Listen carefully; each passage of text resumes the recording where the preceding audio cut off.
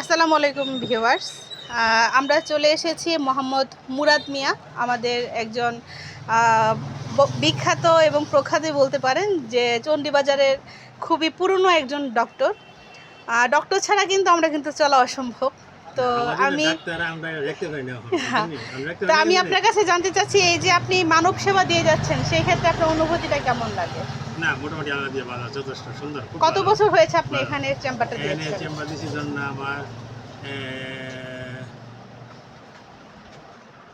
কত সালে চেম্বার দিয়েছেন? 94 সালে।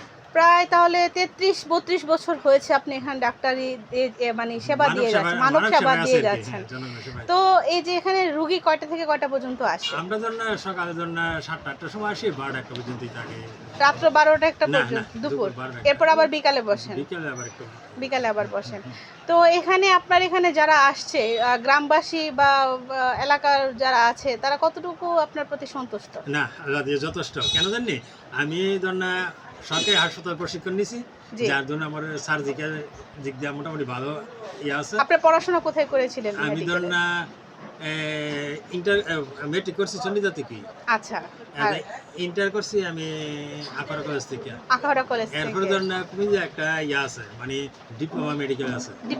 ডিপ্লোমা করেছেন, 3 বছর কোর্স করেছি। আমরা 3 বছর করে আসি, 1 বছর আবার ওই জেনারেল হসপিটাল, যেটা সদর।